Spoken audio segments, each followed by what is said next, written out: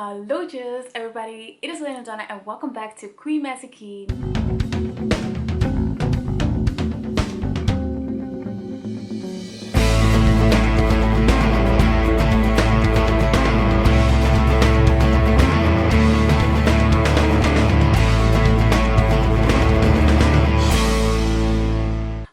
Welcome back to my channel. I know it's been a while, but I had some personal things going on, and yeah, I wanted to make some videos with this channel, and then everything got blocked, and I have no idea how other people are doing it, but maybe it's because of the place where I live.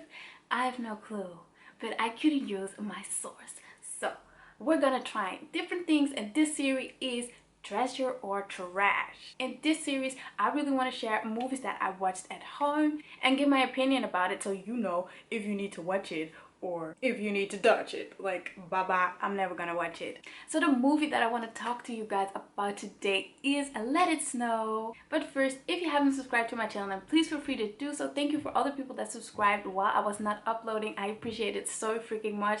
I still got reactions and comments, so thank you. And don't forget to give this video a thumbs up if you like it. So I am complete trash when it comes to Christmas movies. I just absolutely love it. I love their coziness, their quirkiness, and the lovey-dovey stuff, and that it doesn't have to have a deep plot line. I don't mind. I love it. It gives me all the feels of joyfulness.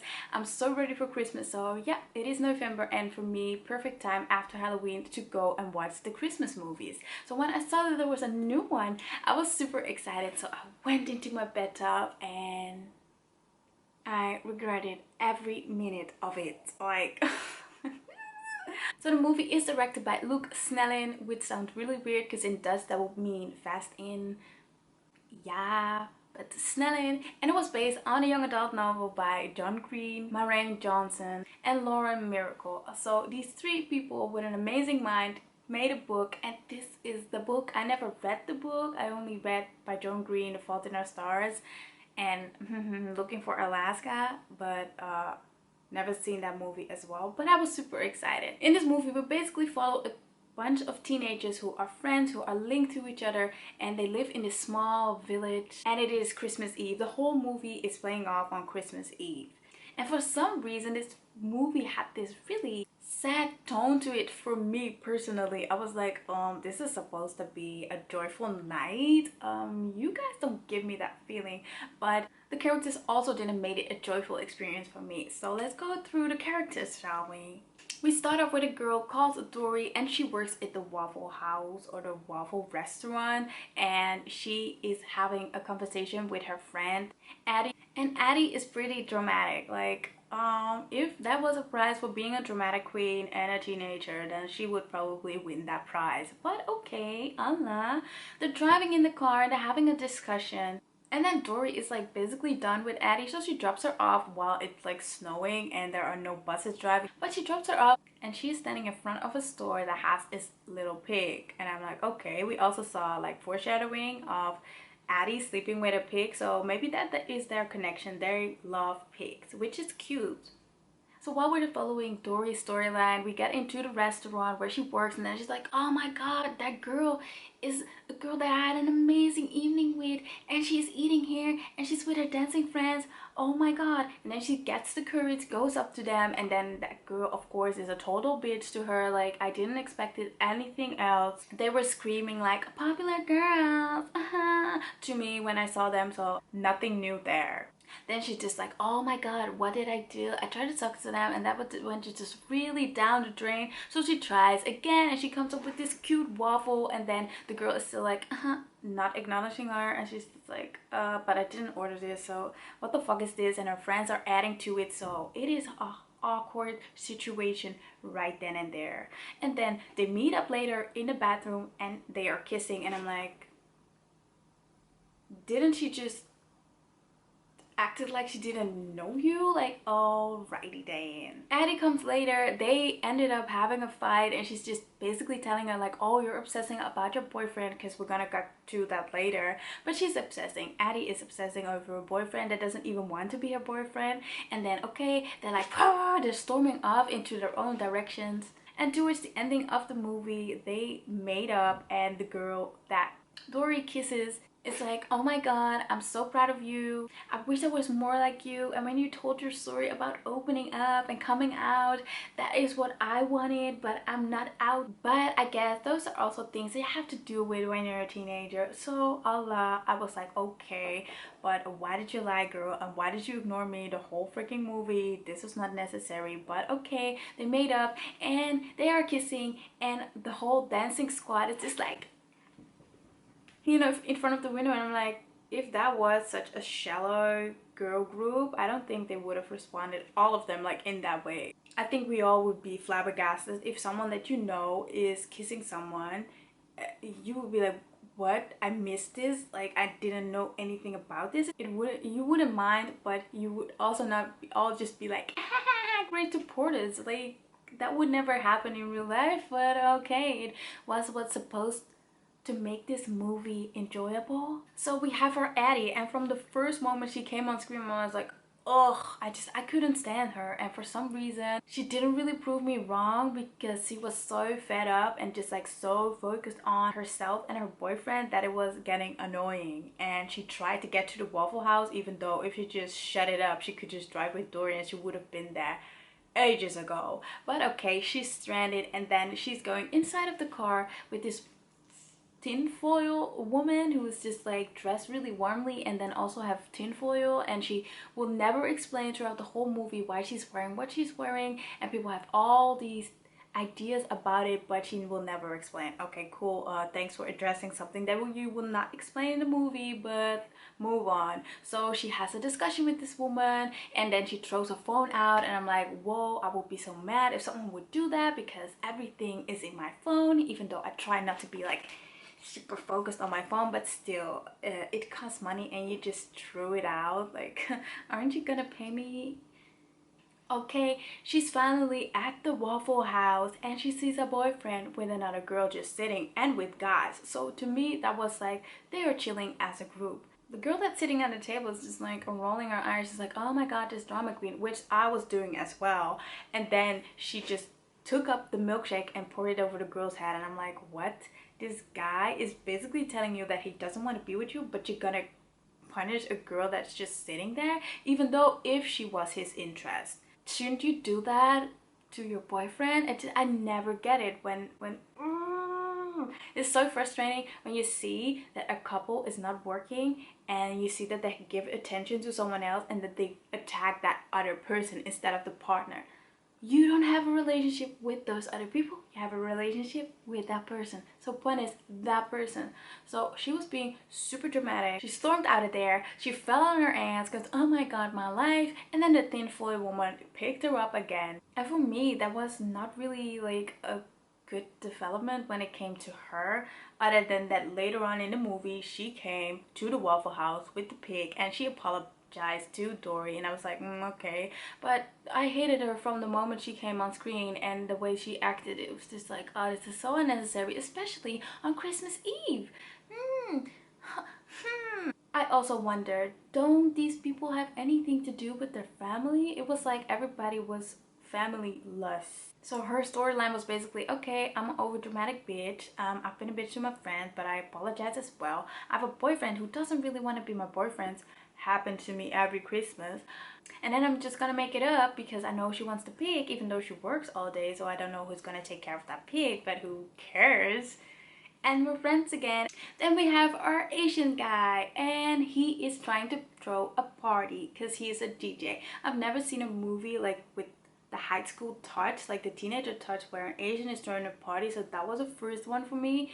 And he is trying to decorate the place with his friend Tobin, and then his parents come back, and it was like they just went around the block and they came home already, and they were like, yeah, no flights. And I was like, didn't you check? Because whenever I'm on a flight or I'm leaving, I just always check what the flights will be. So yeah, that was really weird. I didn't understand, but it was for the sake of them coming in, seeing that he's trying to throw a party, and then they're like, you know, looking super disappointed at him. So it's like, oh no, dang it, I can't throw a party here.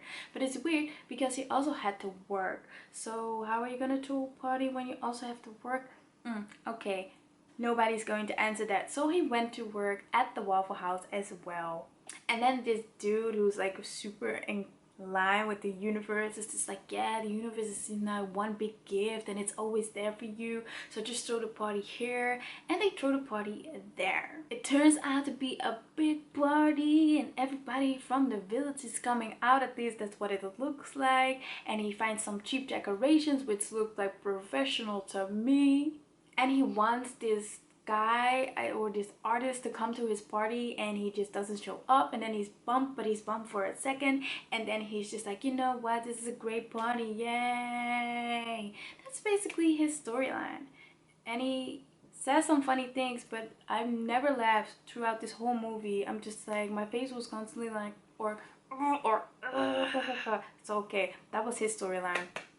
Then we have our kind of on her own, sometimes witty Julia, who is torn between taking care of her sick mom or going to Colombia that she is accepted into, which is a big choice. And I was like, whoa, finally a plotline that seems realistic to me and one that I'm interested in. So she meets this guy on the bus, Stuart Bale, who is a famous artist, and he's just like on that bus because on that train or bus, I don't know what it was, but he was also on there because he was trying to escape his hotel room that he was in and that he was going to spend Christmas Eve in. So I guess we can just think that he doesn't really have a family. So okay, he's following her, which is weird. Like, why would you follow a strange girl, and why would I allow a stranger to follow me? Like, is that something you want to ask? Like, why are you doing this? So she brings him to the Waffle House. Whoa, shocker. It's like the Waffle House is the only thing